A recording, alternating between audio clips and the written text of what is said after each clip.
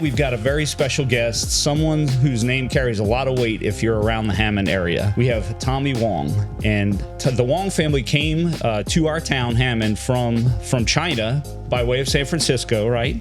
Many years ago. Thank you to our sponsor, real estate tax pro Bob Norton with Norton Accounting Services. Bob's goal is to help his clients become financially free using real estate. And let me tell you from personal experience, he really does. He focuses on real estate investors with clients in 48 states. He's been a resource to myself and many other investors. Yeah, we were born in Hong Kong. We was actually British back then. Okay. And then, so we're... Your British accent, though. Yeah, we're not a... They consider you a British subject, not a British citizen. Okay. Travel between Crown colonies. So, find a lot of Chinese immigrants, especially when Prince Charles went back and gave China back after the 99-year lease. Okay. So you find a lot of Chinese immigrants in Australia and Canada because of the British connection. The U.S. quotas were low, more limiting, and you had to get sponsorship, etc. Wow. Matter of fact, getting to how we got here, our parents, my great-grandfather came to the United States in the late 1800s. Okay. He came twice. He worked, and he went back where most immigrants stayed and work and send money home. He went back and bought a small farm. So we were landowners. And when the communists came... In Hong Kong, landowners? No, in China. Oh, in China. Outside China. Outside of Canton. Back then it was Canton, now it's Guangzhou. But so Grandma saw the communists coming, and she knew better. She said, okay, we're going to go to Hong Kong until the communists gets kicked out. She thought, because they had feudal wars and warlords over the years, and they would come and go. And she thought, maybe a couple of years they get kicked out and they would ever go home. So she took my mom and dad and went to Hong Kong to as refugees. And of course, the Communist Party is still in power today. Wow. So hence all five brothers were born in Hong Kong instead of China. So you have four brothers, and you're the fourth of five. Correct. Yeah, okay. So when I was 5, our father passed away. Okay. So my maternal grandfather wrote my mom a letter and says, now you're widowed with 5 boys in Hong Kong, you want to come to the United States? She said, that's a good idea. And so he started the process. It took close to 3 years before vetting. They separate the older and ask them questions, make sure all the answers are the same. Okay, wow. And then get shots and make sure you're all vaccinated. And I was 6 at the time. So they gave me this thing, and I just start scratching it because it was itchy. Yeah. So it got all red and inflamed from my scratching it. And they said, oh, he's got TB. Oh. Healthy as ox. So. Yeah. So they said, okay, we'll test him again. You come back in a couple of months and we'll retest him. So my mom says, you touched that, you scratched that, we're going to leave you in Hong Kong. We all go to America. You're going to be here by yourself. So, so didn't scratch it. Luckily, I when I came back, said, oh, yeah, he's fine. He does not have TB. So we came to the United States in 1966, all 5 brothers and our mother. Wow. And back then, planes didn't fly long. You got to refuel. Yeah. So I think it was the Philippines, Hawaii, and then San Francisco, and that's where we landed. And so we... So when your dad passed away when you were 5, you said? Yes. And how old... So what was the age range? Because I'm sitting here thinking of a widow with 5 boys. No girls, right? No girls. So my older 2 brothers, they never finished high school. They went to work to help mom support the family. So James went to work at a big hotel kitchen and, manual peel potatoes. Dinner time comes, he put the lids on all the food.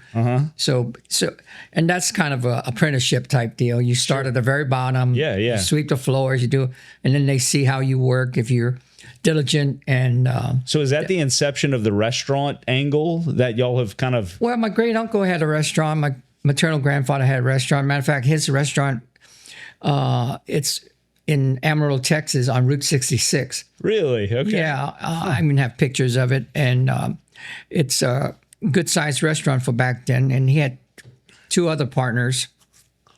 He would go in early in the morning and make fresh loaves of bread, dinner rolls, and when you walked into the Ding Hao restaurant, they would slide you a little basket full of bread and rolls, and the Texans would just mop up the gravy with the breads and all that. But anyway, so we stopped San Francisco, visit our grandmother.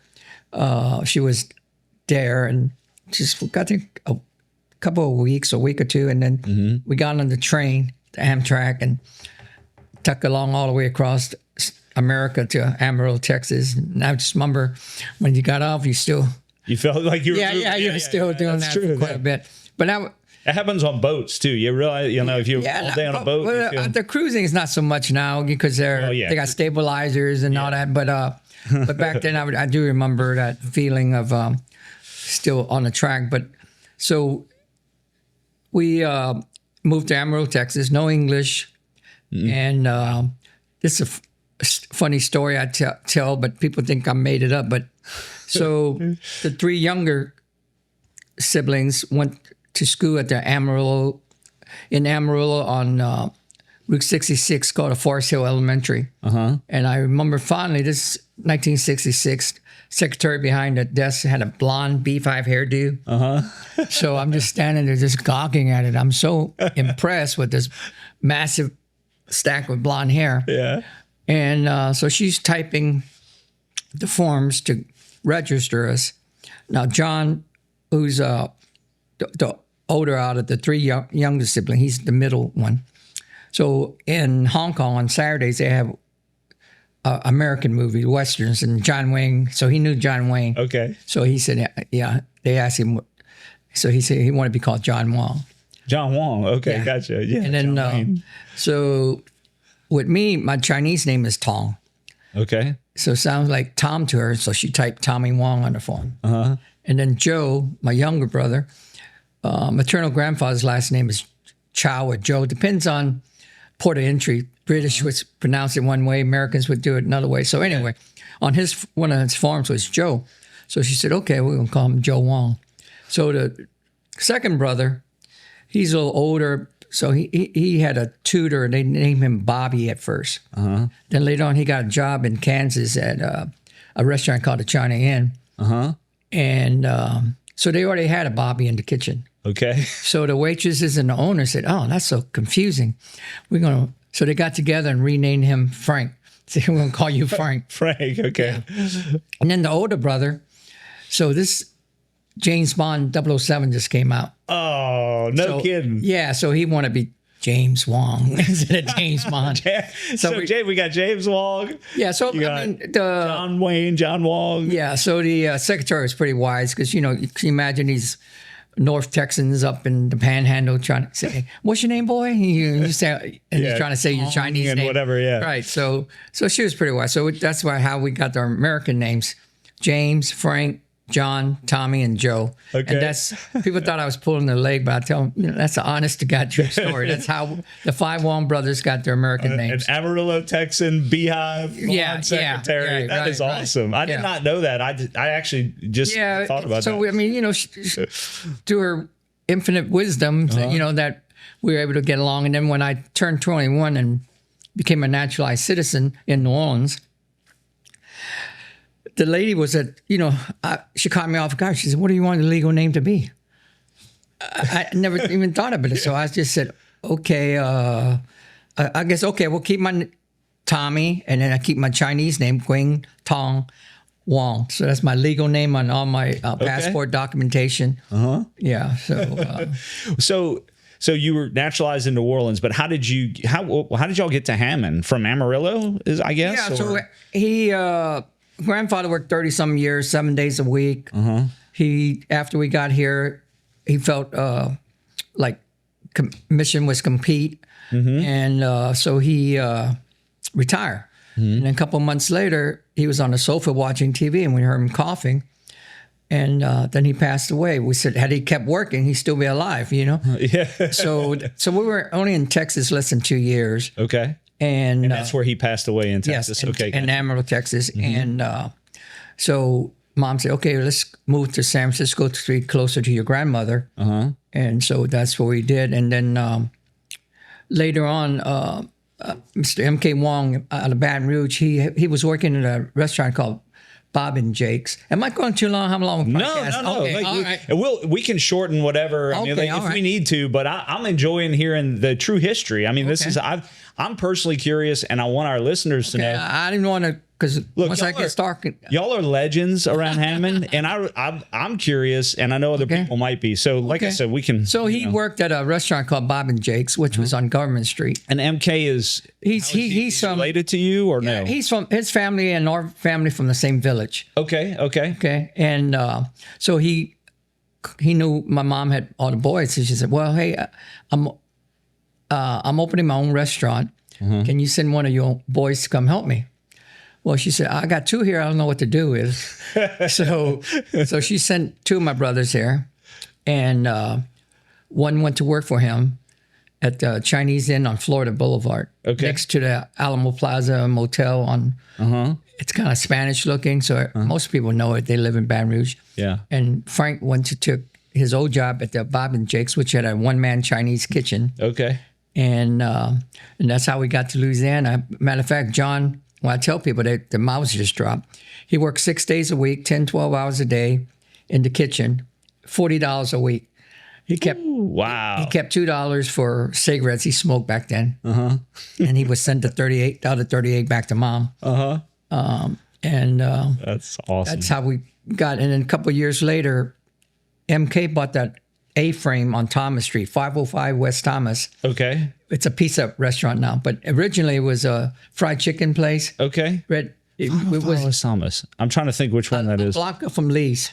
Okay. All right. Yeah. It's a pizza restaurant now. I know. Yeah, I know exactly the one you're talking about. Yeah. Yeah. So it originally had a red tin roof. So MK Wong came from Baton Rouge and bought that in Hammond? Yeah, he bought the building for his investment, and then the brothers decided to lease it from him and start their own restaurant. And so they were very young, in their early 20s, and we only had 20-something seats, and I came in that summer to check it out and work, because I always worked. I was 13, 14, 15. I would go to my great uncle restaurant in Vancouver, British Columbia, Chinatown, and work there all summer long. And in the summer, he handed me an envelope. I get home, I handed the money to our mother. So, I mean, that's just how we were raised. If we wanted to go to a movie, we would go and earn our own money. I mean, back then, double feature was 35 cents. But still, we never asked Mom for money. Yeah. So that's how we got to Louisiana. So they started that restaurant. So were all five of you owners of that, or were It was the second brother, Frank and John. They originally started. I came in that summer and worked, and then I said, yeah, that's fine. So later on, I decided to go ahead and move here with them and started Hammond High School. Okay. Yeah. So you were, how old were you when you get to Hammond? 16. Okay. So you were still in your teens. Yeah. Yeah. Okay. So, I mean, I think Bill Lookie Wacky was the principal back at Hammond High School, right? What's the age difference between the oldest brother and the youngest brother? Well, mostly 2 years apart. But about 2 years. That's kind of what I figured. So I'm one of five as well. I'm the oldest, and we're about 2 years apart from the oldest to the youngest. Right. So I love the five concept. It's real comfortable. We have two sisters though. So yeah, it's interesting. But so that's how we got to Louisiana, and then later on, from the A-frame, we moved across town to Kinchin Plaza. Okay. Damon Kinchin was putting in the shopping center. He was a customer, and he said, why don't you boys move over here to my new shopping center? It was new back then. Yeah. Yeah, so he said, okay. And so he built us a building. So from a 20-some seat restaurant to a 110-seat restaurant. And that was the China Inn restaurant. That was a China Inn in Kinchin Plaza. Yeah, 24 Kinchin Plaza. Okay. So we were there, and business just kept growing, and we were drawing a lot of customers from Mandeville, Covington area, especially on the weekends. Yeah. And a lot of people out of Baton Rouge that would come to the Springfield for the camps on the weekend, and they were pretty good drinkers. And matter of fact, I bartended back then. I wasn't 18 yet, but I was bartending. I won't tell anybody. Don't worry. Well, families, you could kind of get a little exemption, but right. But it was good. We did a lot of stuff ourselves, and just Did you like working with your brothers, or was there ever tension or like fights or whatever? No, not really, because the hierarchy and the respect, because This podcast is sponsored by New American Funding, the family team where family and finance meet. With years of experience helping buyers achieve their home ownership dreams, they're passionate about guiding you every step of the way. Whether you're a first-time home buyer ready to refinance or adding to your real estate portfolio, the family team is here to help you feel confident and cared for through the process. And let me tell you, we've done business with them for many years, and it's absolutely true. They give a personal touch, and we love working with them.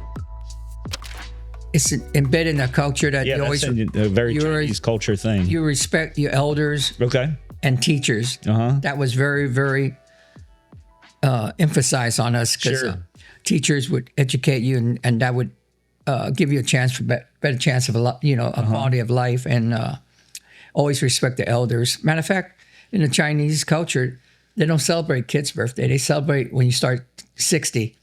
Really? 65, 70s, those are the milestones. That makes sense from what my perception of Chinese culture is, because it's a very elder respected, like I think there's a lot to be said, a lot of wisdom in that, Right. I mean, you get what they call a red egg ginger party. It's basically after you're born, after the first month, I guess, make sure you're healthy, you're gonna make it, Then they have what they call a red egg ginger party, and it's for family and stuff, and they traditionally make this in the southern China, big pot of vinegar, dark black vinegar, sweet, with ham hocks and eggs and ginger, and then they would take whole eggs, boil it, and dye it red, and then they would slice pickled ginger, and hence the red egg ginger party.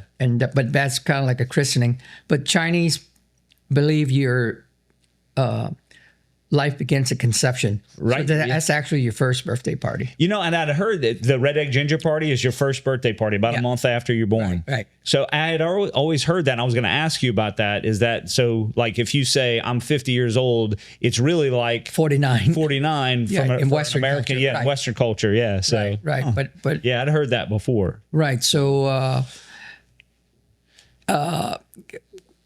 so we were getting along here and working, and then as we grew, and then my oldest brother James came in, and then later on my younger brother Joe came too, as the restaurant began to expand and grew and could support us, because James was married, and so y'all started getting married. Y'all met ladies from around here, or no? How was that? Only one was me. Okay. So James met his wife in San Francisco. Frank met his wife in the Bay Area. She lived across the bay in Alameda, which is a suburb of Oakland. Okay. And John met his wife in San Francisco. I met my wife locally. And Joe met his wife, of all places. And matter of fact, here's an interesting story. Whenever Mom goes out of country, she likes to one of us go carry the luggage and translate, so she don't have trouble with the border and everything. So they were going to a wedding in Moose Jaw, Saskatchewan, Canada. Okay. And so Joe, I was supposed to go. I said I had something to do. I couldn't make it. So I said, Joe, you take Mom. So he said, okay. So he goes there. He meets his present wife and Susan, who was on the other side. I forgot. They were on the groom or the bride side. Anyway, so they were in Moose Jaw, Saskatchewan, Canada. They met. They started talking. And she's anyway,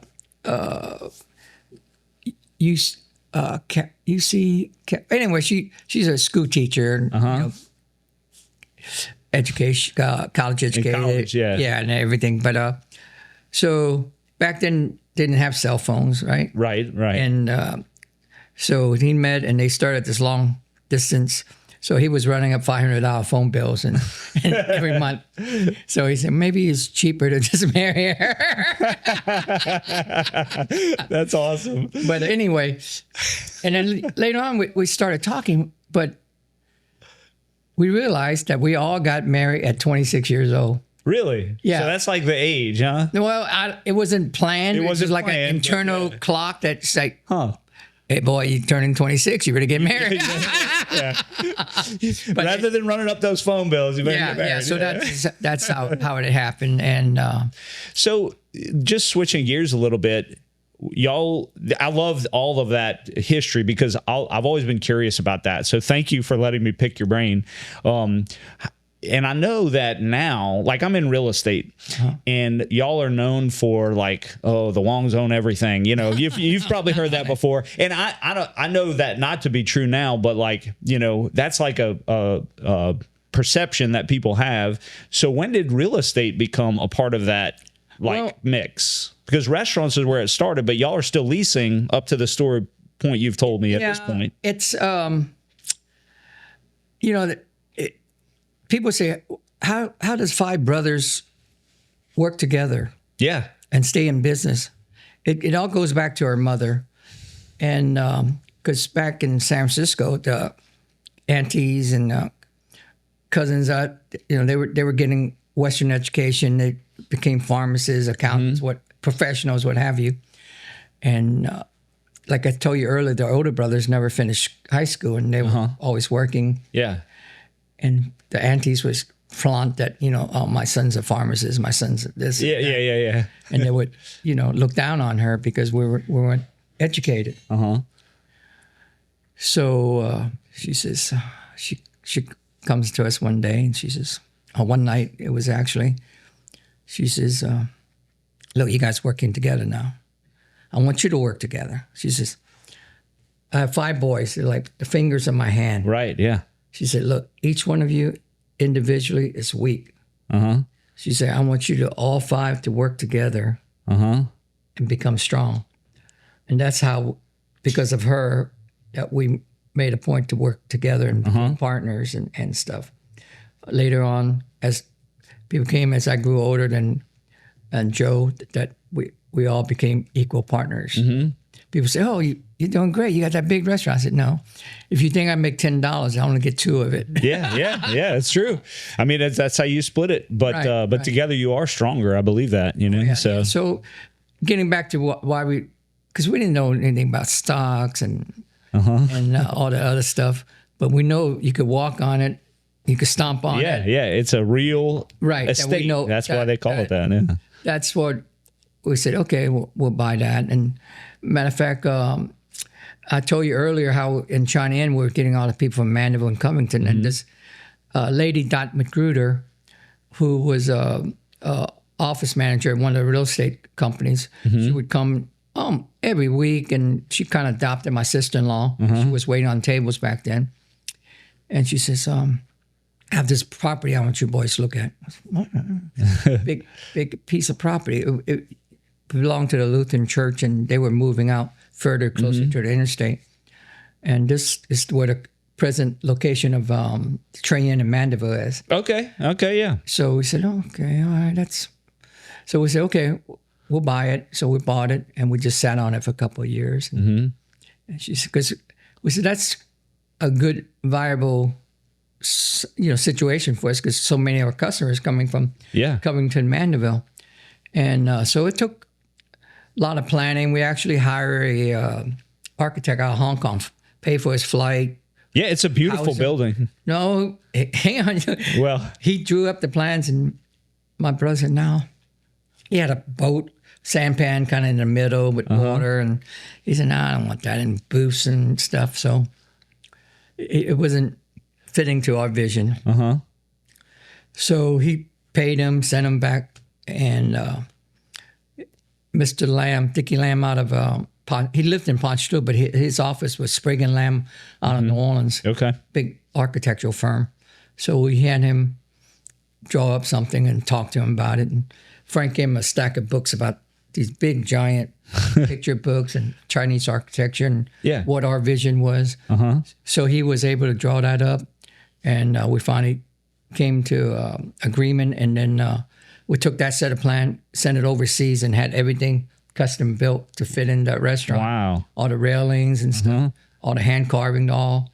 Yeah. custom built. And then when it came, it was in like jigsaw puzzles. We had to Just put it all together. Yeah, like, So it came pre-made, essentially. It was like a puzzle. not the building, Okay. the decorations. Okay, gotcha. Yeah. The building was built here locally by Ragusa Brothers. Okay. Out of Hammond, actually. I've heard of them, yeah. Yeah. So that was in Mandeville first. Yeah, May 1980. 1980. Yeah. When did the Hammond restaurant come? Because, by the way, plenty of people are still upset that it's not here anymore. But I know, because so a couple of years later, they said, "Oh, people deserve something like." They said, "Why don't you guys build that here?" They said, "Well, okay." So we acquired that land on 51 and Columbus Drive. What they call it University now. Right. So we built that a couple of years later, and it's was it about 5-6 years ago? It might even more than that now. Yeah. The older brother said, "Look, after 47 years, we're going to take it easy, do a little more traveling, spend more time with the grandkids." We said, Joe and I said, "Yeah, go ahead." So, and then the nephews, we said, "Hey, you guys want the restaurant take over?" They said, "No, uncles, we got our own place. We're busy, and we don't want to have to live up to your names." Yeah. So actually, I mean, Cake Street is a fabulous restaurant. I love it. Yeah. Boston. Mm-hmm. Yeah. Those sort of cousins, Jonathan, Chris, Joseph, and Jason, who's my oldest nephew. Okay. They are partners, and they've been very successful. And so I think that was a good, wise move on their part. So the cousins of the five of y'all, and then how many are in the next generation? Well, the four cousins have the Boston and Cake Street. Right, Cake Street. And then my other nephew, Brian, has the Courtyard Cafe and the Street Side Market along with other partners. Okay. And now they have the John's Rock and Roll and Independence. Yeah. I haven't been there yet, but I've heard it. So that's what they do. And again, going back to our mom, she always taught us, she says, never forget who feeds you. That's roughly translated means, whoever gives you, you give back to the community. Yeah. And that's what the Wong brothers are known for, doing a lot of the charity work that we do. Oh, yeah. With the schools and churches and synagogues and whatnot. But that's, we do a lot of that. One of the prime top is the Chef's Charity for Children, which is a school for kids with Downs. It's in New Orleans. Sister Lillian started that. And that's an interesting story. If we have time, I'll tell it to you. It's okay? Yeah, go ahead. So it started with all the top restaurants in New Orleans, like Brennan's, K. Paul's, the Fazal, and Pontchartrain Hotel, all the top restaurants. So they said they had a room the next year. So they said they had a what? Provence. Okay. Wasn't so Chris Giorgio, who owned and ran La Provence restaurant in Lacombe, between Lacombe and Mandeville. He was a customer of ours. Matter of fact, one day the waitress says, "God, you gotta come see this. This customer's eating the fish head." We said, "Okay." Normally people want to cut off because we served the whole trout. Yeah. And so we went to talk to him and found out he was the chef and he owned the restaurant. So Mr. Phil Johnson, who was the editor-in-chief for WWL TV, and Mr. Warren LaRuth, they two started the Chef's Charity for Children. And they showed up one Sunday with their wives. They ordered about half the menu. Wow. They were eating and just taking their time when that, So, and then next Sunday, come back. Then they ordered the other half the menu. Because when Chris recommended us, people thought, "What? You want us to go to this little Chinese restaurant in a strip shopping center in Hammond, Louisiana?" So after they came and test the food and stuff, and they told Chris, "Yeah, I see what you're talking about." Okay, yeah. And so that's how that was our audition. Okay. And that's how we got into the Chef Charity for Children. And then later on, we got more recognition through the Great Chefs of New Orleans series, which feature all the top restaurants in New Orleans. And they picked us as one of the restaurants to be featured in that. Well, and I'll say this because we've had Jonathan and I are pretty good friends, and we've had him on the podcast before.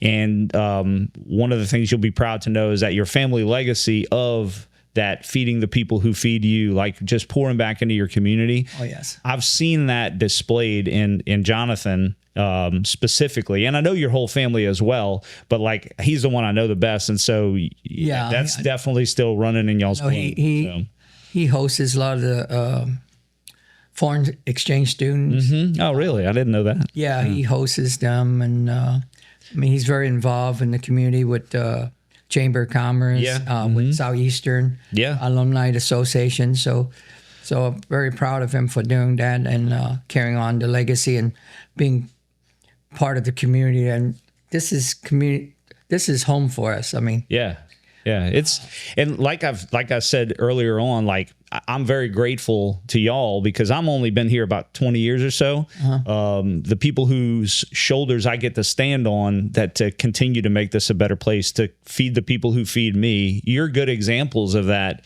and you've made it a much better place by the time I got here, and I get to kind of take that baton and carry it on. Sure. Yeah. Matter of fact, back in the 70s, 80s, they were doing Disney World, and they wanted us to do the Chinese restaurant in that pavilion there. Oh, really? Yeah, and we kind of looked at each other, who wants to move there? I don't know. So we never, nobody wanted to move and be away from the family and everything. So we never went through with it. And but we had many opportunity, and that's why when we opened up the Train Inn in Mandeville back in 1980, there was 3,000 people in Mandeville proper, and they said, "You're gonna put a 200-seat restaurant in Mandeville, and you're gonna call it Train Inn?" Because back then, where did that name came from? Because I've heard some legends about it, but I don't know what's the train means. Describe the translucent green and J. Okay. Yin is gardens, so it's J Green Gardens, or we just call it Green Gardens. Okay, gotcha. But people say, all the other Chinese restaurants say, "You're gonna fall flat on your face. That's the biggest mistake." And we said, "No, we feel confident." Well, not 100% confident because we didn't build those ponds and waterfalls in the beginning. We didn't want to make sure make sure it flew first. Yeah. So we opened up in May 1980, and in the Mandeville location, we draw from 80-mile radius. On the weekends, 75% of my customers come from Jefferson Parish. Really? Your home is often your largest investment. Trust the professionals at Florida Lee Law and Title for reliable, secure closings. With 10 offices across South Louisiana, Florida Lee is your trusted partner to ensure the title to your home and the money you invest are secure. The experienced attorneys and staff at Florida Lee can also take care of your real estate planning and succession needs as well. Florida Lee Law and Title, Louisiana's leader in reliable, secure closings. And let me tell you, we do the vast majority of our closings with Florida Lee. We have had great service. The attorneys here are just fantastic. So we love doing business with them. We highly recommend them. It's a destination restaurant. And you still work there actively? Oh, yeah. Joe and I still actively. And then the older brothers, if we need help, if we do a charity event or we have a banquet or something like that, or wedding banquet, etc., they would come help. And so my wedding rehearsal dinner for my wedding, almost 19 years ago now, was in the one in Hammond. Okay. So I love that. I really love the food there, and I've been to the Mandeville one because I can't go to the Hammond one anymore.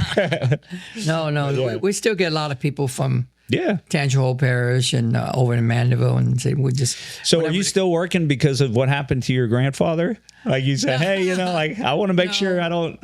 we Joe and I still feel enough energy and energetic enough to go to work, and I love it. I mean, what am I going to do? You know, if I don't go to work, I mean, you can only fish so much. You can only play so much golf. I'm not a golfer, but I mean, you know. Well, plus you have to make room for your acting career, right? Let's talk about this because not only does Tommy, they're known for their restaurants and real estate, but a little bit of Hollywood too, right? Tell me a little bit about that. How'd you get involved in acting?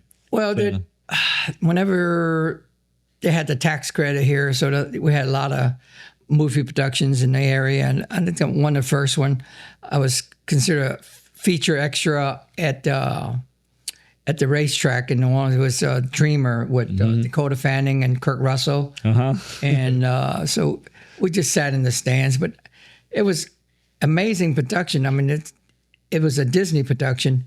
They had hundreds of people, a couple hundred people. And they would move them here, move them there, feed them breakfast, feed them lunch. And so we were kind of like the background. And then way in the background, they had blow up balloons, people and cardboard. Oh, that's cool. So I kind of got to see that. And it was about a horse and racing and stuff like that. But come to find out, we were there for 3 days. And it only was 9 seconds in the movie. Really? It's crazy how that happens. Right. So, I mean, trim it down so much. And all that. I promise you're going to get more than 9 seconds of airtime from this, you know, just so you know. Yeah, but so anyway, later on, the next big role was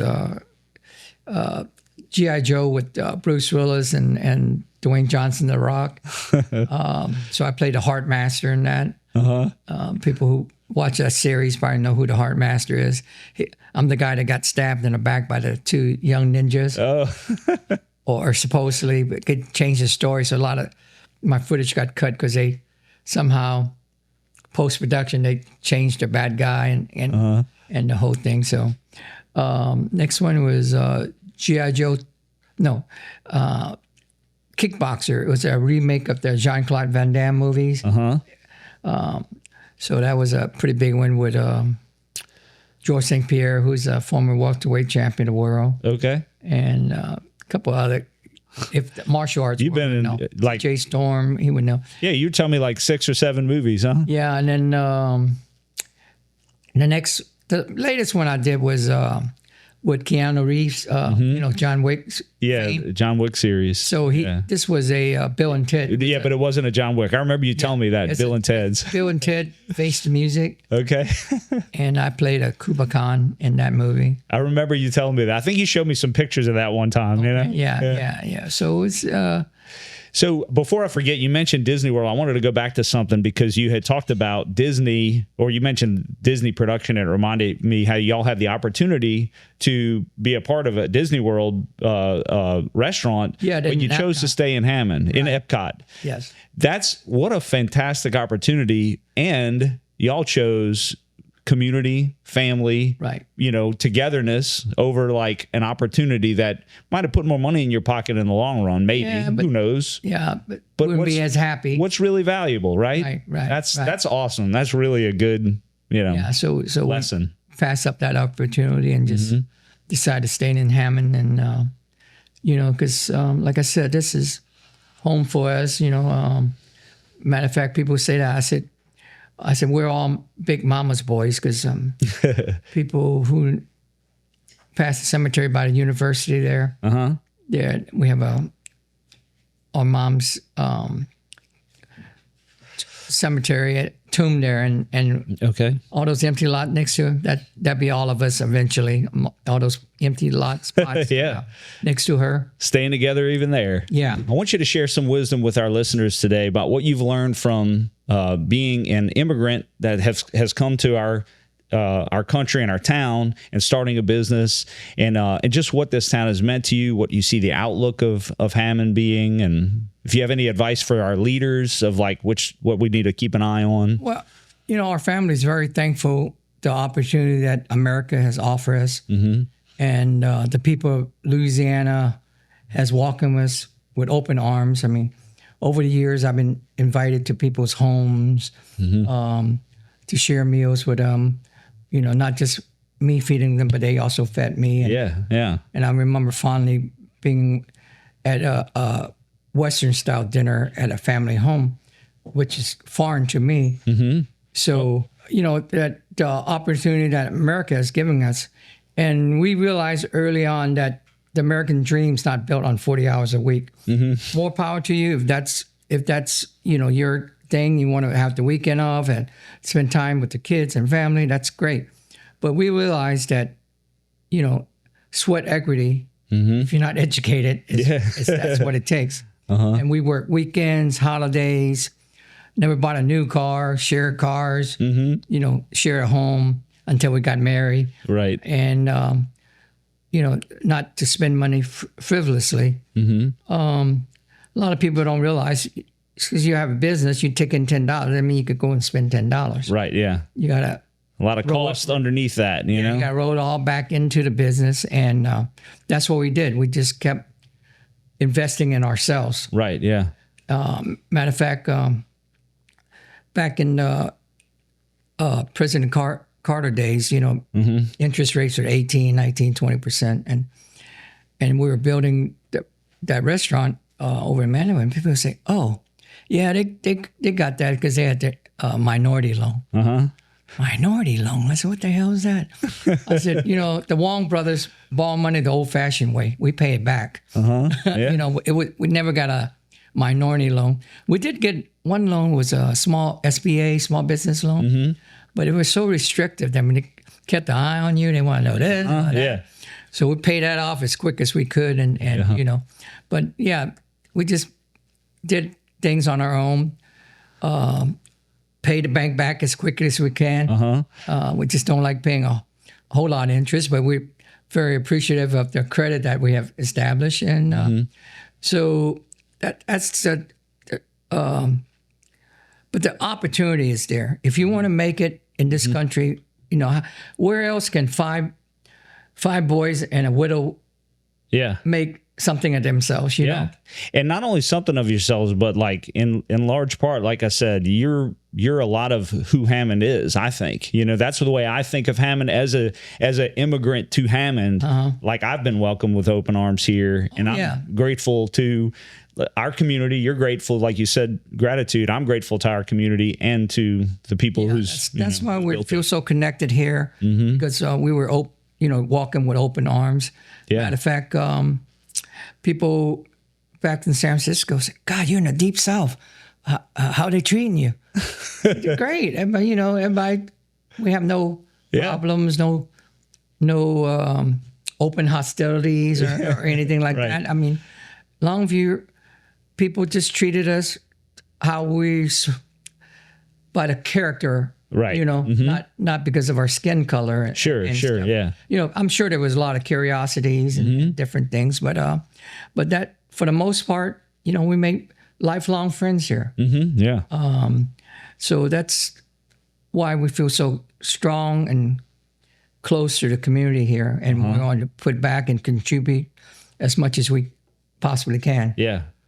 Well, I tell you what, it's definitely shown through, and I'm honored that you would give us the time today to kind of explore that history and hear how it happened. Yes. And would you have any advice for a young entrepreneur who's trying to build a legacy of generational wealth, like generational value more than wealth? It's not overnight. It's like, it's not a TV show. Nothing's going to happen in half an hour or hour. Yeah. It just takes time. And you have to, certain amount of risk. Oh, yeah. And they say, why is the boss getting so much? There's so many employers and so many employees. Right. He took the risk. Yeah. He deserved the reward. Yeah. Yeah. This guy, he's working 40 hours a week. He's going home. Yeah. This guy's worrying about how he's going to pay the next note. Yeah. And pay all the people that feed all those families. Right. Yeah. So, you reap the fruits of your labor. And guess what? When there isn't any reward, guess who pays for that? The boss, the owner. Right. And everybody else gets paid, but the owner sometimes doesn't get paid. He's going to lose his house, going to lose his car. Yeah, it's a big risk. Maybe his wife. But so don't try to rush things. Nothing's going to happen overnight. It's going to build over time, because if you can build something quick, it's going to go away quick. Yeah. Yeah. Easy come, easy go. Right. But if you spend a long time building that foundation and growing it over time. Offering something that people want, that there's value there. So our motto at Trey-In is quality, consistency, and value. Mm-hmm. Those are our three core. Yeah. When you get there, I want you to feel like you're getting a good quality product. Yeah. And you're getting value for it. Mm-hmm. Quality, consistency, and value. Yeah. Those are our three models. Yeah. Well, it shows through, and I think those fingerprints are all over the town of Hammond because of you and your family. And whether you're walking through downtown and you're passing a building that y'all own, or you're sitting down to eat at one of your restaurants, like I think you feel that. Well, so yeah, I'm glad. And again, we're very grateful that we're in this community, and we'd like to see it prosper. You asked me earlier about what can Hammond do. The quality of life is very important. And like I come here, I feel safe. I want to feel safe. Yeah. And I don't necessarily need to go to Baton Rouge or New Orleans. Right. So we're getting more and more stuff here. Yeah. So that's part of the quality of life. You don't have to go. Back in the day, we had to go to New Orleans or go to Baton Rouge to go shopping. Right. Yeah. And now you don't have to go that far. No. Everything's available here. I went to Baton Rouge. When I lived here, I either half Baton Rouge or New Orleans, but I live in Mandeville now, and so I hadn't been to Baton Rouge in a while, and just seeing a deterioration, it hurt. It really hurt me because when I was younger, I go there for movies, I go there to eat out and stuff like that, and just seeing a deterioration. So our community leaders got to maintain, so people could feel safe with their families, and the quality of life. That's what builds a community. Yeah, and the education. I think that's another thing. A big part of what we need to keep. Yeah, we need to keep our kids here. We don't need a brain drain. Yeah, we don't need people to move out of state. Yeah.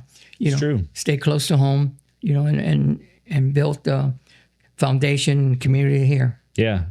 Well, like I said, I hope people are inspired today hearing your story like I am. And I really appreciate being able to understand the history. I know the end result, or at least a little bit of the end result, just from my relationship with y'all's family. But it's really been interesting today to hear kind of how it all started and some of the mindset that went into the development of it. And again, I'm grateful too. Just like that sense of gratitude, I think that's an important element of what you're talking about, and I'm grateful too. Right. So thank you. No, I just want to thank you out there for supporting us all these years. Yeah, thank you. It's true.